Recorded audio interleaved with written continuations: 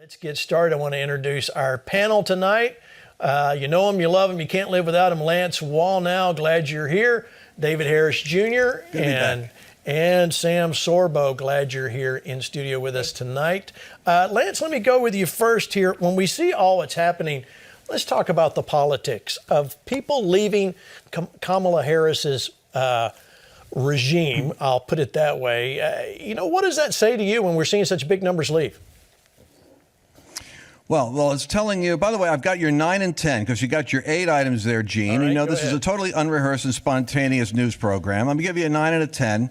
9 is that there are 3 judges that have shot down Joe Biden's efforts to force mandate. They have been resisted by 3 courts. It still is going to go up the ranks, but the evidence is that the unions, of all things, are also pushing back, and that's bad for the Democrats. And 10. The liberal media is having a meltdown over the discovery of the degree to which our grassroots, Flashpoint, and other armies are showing up at the precinct level, flooding them in their polling booths in anticipation of 2022. And to them, it's got them in absolute hysteria because we've got 93% of available places getting covered. That's true. Let me go to this graphic, this tweet about number 11, guys. We'll go to that. This is David Gins. All right, so look, this picture has been traveling around, and it says, "Hi, my name's David Gins. I work for Vice President Harris on behalf of the American people as Deputy Director for Operations and absolutely love my job. Just thought some of you should know." David Harris Jr. Is that the way you look when you're sitting at a job you really like? That sure looks like he absolutely loves his job. I don't know, did he even post that himself? I think maybe they had access to his Twitter feed and they just took a picture from somewhere, from sometime he was just at the computer. You think if he absolutely loved his job, I've been an employer since I was in my 20s. I've employed a lot of people, and anytime they wanted to share their support for working for me and for my company, they would normally look in the camera, not have any problem looking in the camera and smile. And if they weren't looking in the camera, they were at least smiling. I don't see a smile on that face. I see a smirk. I see somebody that's maybe sitting there going, okay, is this good? Are you sure? And who knows what's waiting for him if he doesn't do this? Doesn't surprise me that they're going to try to peddle some kind of propaganda picture to show some support for Kamala when she's had so many of her inner circle tuck tail and leave and just say I'm done. It's what we're hearing coming out of her camp from people that have working for her and with her. Say she is not a nice person to work around or work with. She doesn't read the press briefings before she goes into a press conference. She is just demanding. She walks all over people. And that's probably why she didn't even make the primaries. Yet somehow she's now VP. That is true. It's true. And no less than 4 of her senior staffers have resigned. Listen, let me show you this tweet. This is John Nicosia, News Politics. Source, Vice President Kamala Harris staff were encouraged to show genuine support publicly, and that support would be remembered. The source goes on to say, unfortunately, the Gins tweet worked against that mission. So it just goes to what you were saying earlier, Lance. This is what they were trying to work out. Let me show you this from, this is Eugene Daniels talking about Simone Sanders, the senior advisor and chief spokesperson for Vice President Kamala Harris, expected to leave the White House at the end of the year, according to 5 administration's officials familiar with the matter. All right, Sam, what do you think? Is there a leak in the ship here, or is she getting along with people? What would you say is happening there? Can I say I expect them all to leave the White House by the end of the year? Yeah, that'd be great. I saw the other tweet, and I think it was Ben Shapiro who tweeted, "Blink once if you need help." Yeah, it was so ridiculous. We know that this is all smoke and mirrors. They are completely posturing for the benefit of cameras. And unfortunately for them, nobody buys it anymore because the media has completely lost all credibility. And frankly, so has Twitter and so has YouTube. And everybody knows that this is a scam. This is a sham. And that they're basically just CYAing all over the place. So no, I don't put any stock in it. I think they're going to see more resignations. I think they're going to have more problems. But when you have a president that announces that he won't take any actions to preserve the autonomy of a sovereign nation, despite the threats from Putin. I don't know what you can expect from this government at all, frankly. So this doesn't surprise me at all. It doesn't surprise me. And that's what we're going to talk about tonight. You know, the reality is there's a continued assault, ladies and gentlemen, on American families by the left. All right, I played this the other night. You guys weren't on with me, but I want to play it again. This is from Chicago. The school put out a video about their restrooms. Watch. Hello, everyone. I'm Cammie Pratt, the district's Chief Title IX officer. And I'm Deb Spraggins, the district's Deputy Chief Title IX officer. The new school year is off to a strong start as we've welcomed our students back to our school buildings 5 days each week. On top of ensuring that each of our schools is a safe learning environment, we're also taking steps to create more inclusive and supportive schools. One change that will be implemented this school year relates to our school bathrooms. In compliance with new federal guidelines, all CPS students and staff will have fair and equitable access to bathroom facilities that align with their gender identity. We will be providing all schools with updated signage that makes our bathrooms more inclusive. It will identify the fixtures available in each restroom and make it clear that all restrooms are open for use by anyone who feels comfortable. Staff will continue to have staff-only restrooms available to them. This is an incredibly important step to increase gender equity for all, which is why we will be requiring all schools to post this signage by December 1st of this school year. Our district's Office of Student Protections and Title IX is also working on a long-term plan to create more permanent signage for our bathrooms. I encourage you to visit our website at cps.edu/OSP to learn more about our comprehensive approach to creating more inclusive, equitable, and safe schools. If you have any questions, you can email us at osp@cps.edu. We look forward to having a safe and successful school year at every school in every neighborhood across Chicago. Thank you. All right, Chicago, there you go. I know I felt a collective shudder roll through the nation as they were watching that video, but they told you what to do. So, ladies and gentlemen, Flashpoint Army, you know what you need to do. You need to do what they ask you. They ask you to email them. So there you are, osp@cps.edu. Let them know what you think about that. And I just, I'm going to go to you first, Sam, on this. When we see stuff like this, it just absolutely, as a parent, and I know you're a mother too, when I see such little kids walking by and the shock of seeing that with the gender restroom and all of that, what are parents supposed to do when they see this happening in their neighborhood? Parents are supposed to take their children and protect them from what's happening in the schools today. Why don't they just put all the kids in diapers and be done with it, and then everybody can wear a diaper? If they really want to be inclusive, why does the administration and the teachers have their own separate bathrooms? That's not inclusive at all. The whole thing is a scam, and basically it's enslaving our children. When you force children who have zero risk of COVID to wear masks all day, that is nothing but enslavement. That is slavery. It harkens back to the slave practices in the 16 and 1700s and before. And so, parents, can you wake up and see that this is not education, that this is actually the antithesis of education? This is anti-education. This is teaching slavery. It's not teaching freedom. When you teach children that they are accidents of nature and that survival of the fittest is the law of the land, you're teaching them bullying. And we wonder why there's a safety problem in our schools for children with the bullying problem that we have. This is insanity. We need to put on our thinking caps and really consider what's going on and what we can do about it. I agree. Wait, before you guys want to talk, I know you got something to say, Lance. I can see it on you. Let me show you this. This is from Newsmax, tweeted out about a California mother says her 13-year-old son was told to keep quiet in exchange for pizza at his school without her consent, according to NBC Los Angeles. As a father yourself, when we see people, the parent there, no matter what she thinks of her own, the child made you can't blame the kid. They were bribing him with pizza. That's the best school lunch you get usually. And so he's trying to help, and yet here he is.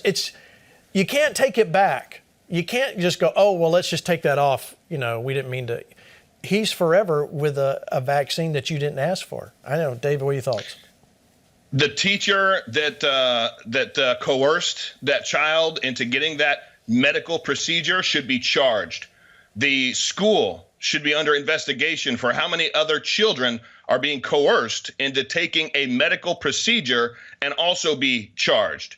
The fact that this is taking place at Barack Obama's academy should tell you everything you need to know about who Barack Obama is, who he was, and what he actually thinks about personal freedoms in this country. I challenged and rallied for, years to try to wake people up to who Obama was. I do not believe he was nor is somebody that appreciates the foundation of this nation. I believe he wants to push this country into communism. I believe his memoirs and his mentors that were very much radical communists it proves that.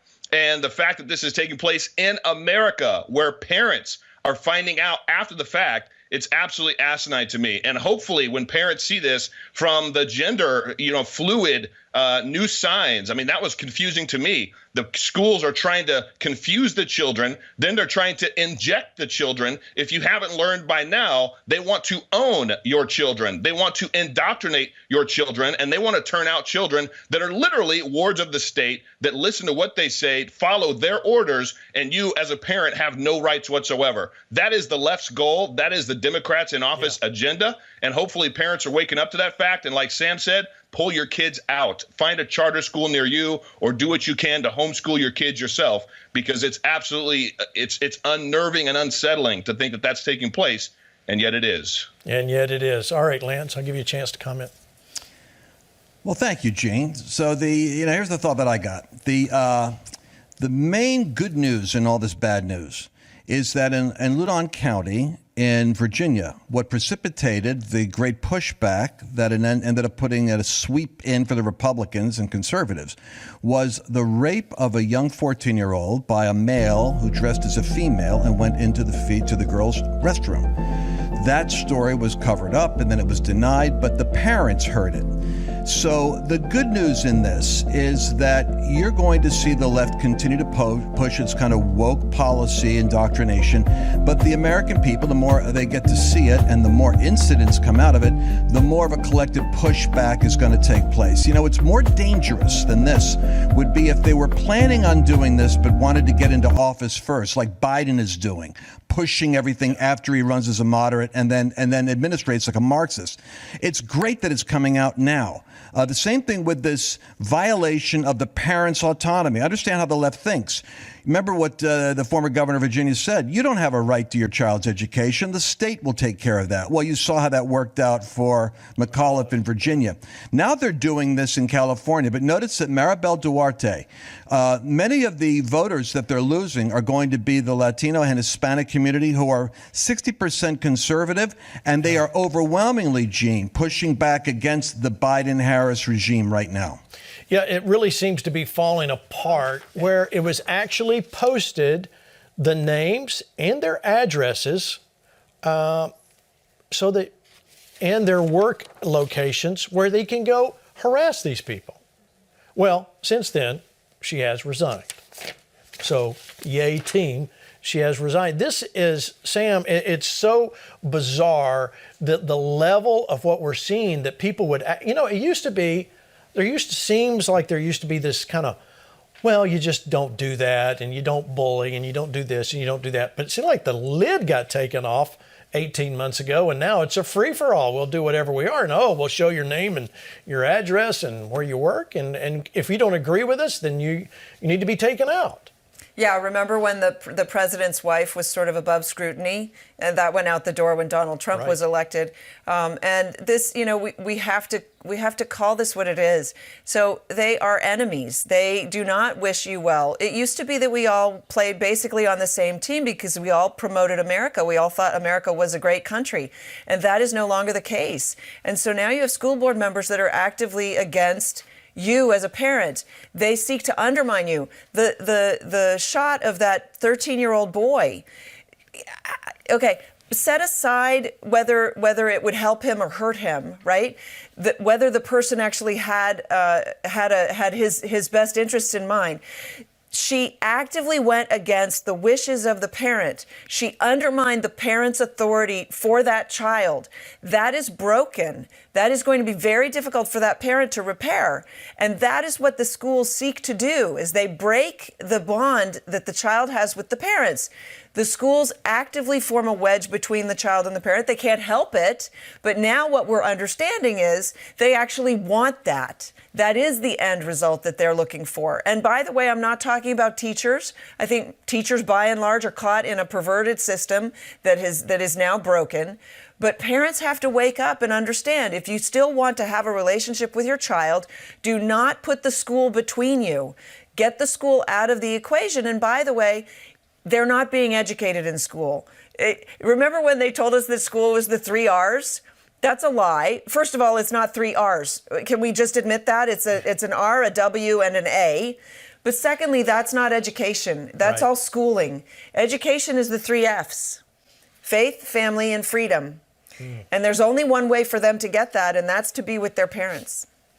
That's good. I like that. Faith, family, and freedom.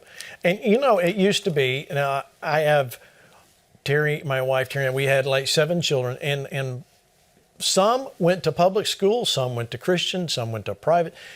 And you know, I got to tell you, the oldest one that went to a public school went to a great school. It was a public school. It was Christians were teachers. But it's like, that's an era. He's in his 30s, well into his 30s now. So that's an era gone by. It's not that way anymore. Remember when you used to go, well, you know, we'll just make sure that's good. It's not what you're saying. And what Sam is saying, David, is absolutely the truth. The school system, the public school system is broken. And we as parents have got to take it back. Lance, I'll let you comment on that for the break. All right, the solution, because Gene, articulating the problem is one thing, but the real solution here is that the teachers' unions are locked in with the Democrats. They're locked in with the critical race theory curriculum. However, 25 to 30% of those teachers happen to be Christians. What we need to see, and what's being worked on right now, is an organizing of those 25 to 30% of the Christians in the teachers' community so that they can know what their rights are in terms of being able to teach. In California, what was surprising to me is that part of the curriculum is that you can teach about what Christians believe and about salvation involving Jesus. It's actually part of the curriculum, but they aren't feeling authorized to teach it, even though it's approved as part of the text. So we're looking at organizing them right now. The way that they are changing this in the books for people to see and read, it reeks of what's communism, what communism is. They want to take over and recreate the narrative, create their own narrative, and they're pushing all of the world. We've heard from Biden's own health advisors that come out and say, you know what, this is a global issue. They keep lumping us together with the entire world because they want a one world system. They want a one world order, and it's not much clearer than that. Now we're also hearing that I believe it's in Switzerland that they've approved the use of these trackers that you can implant under the skin that will keep your data on you being up to date in your hand, so that before you enter into buildings or businesses, you can merely scan your hand, which will show your updated status and will allow you to go in there and then buy or sell. Anybody that understands the Bible understands that right there is the system, the very system for the mark of the beast. Yeah, we always wondered, how would that happen? How could that possibly happen? And now we see how it could very well easily happen. Let me show you this tweet. This is a picture. Well, they have a problem, and their problem is they have to satisfy the ideologues who have no sense of reality whatsoever. They're just zealots. So you have the Bernie Sanders, AOC, radical left wing, adolescence that wants to just burn America down, critical race theory, everything. And then you got the James Carvels, and even to an extent Obama is even concerned that Biden's ratings are so low, Harris's ratings are so low, the midterms looks like it's going to be, they could be crippled permanently if they don't get, like Carvel said, get their woke detox sorted out fast. But I don't think they can do it. I think that they're going to suffer the the judgment of God for their overreach. And God in his wisdom is saying, okay, America has a sickness. Let's see what Americans think when the sickness is exposed. Yeah, agreed. In fact, this is indeed a spiritual battle.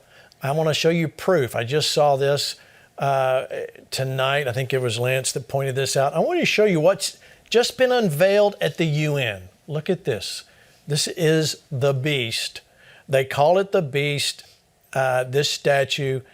This is, ladies and gentlemen, it doesn't matter what segment you or denomination you are. We all understand this is not a really great statue. They even call it the beast right there in the middle of it. David, I mean, we have to stand up. Matthew 10:16 says, "Behold, I send you out as sheep in the midst of wolves, therefore be as wise as serpents, harmless as doves." But right there, we've got a huge beast at the footsteps of the UN. Yeah, what's manifesting right now in the natural that is symbolic of the spiritual battle that we are in, I don't think has ever been more crystal clear. And right now, more than ever, we all must do every single thing that we can. We've got to promote the voices that we appreciate. We've got to be a voice. We need to have a different kind of unity. And you know what? In Acts 15, the church came together and they didn't agree. But by the time they got done talking, they had unity. I pray in Jesus' name that the church in America will rise up with a new unity, will have an Acts 15 conversation, and come out with apostolic authority in the mighty name of Jesus. Amen. Amen. Good word. Amen. Good prayer. Thank you for that. Thank you, of course, to Lance, Sam Sorbo, David Harris Jr. Thank you, guys. Go check them out on their various and sundry websites. And Lance is everywhere. If you're up really late, social media, Lance will probably be up there with you. All right. We'll see you next time. Remember to check out the Victory Channel. Why we can speak in faith is because of what we know in Victory. Make sure you stay apart. We'll see you next week.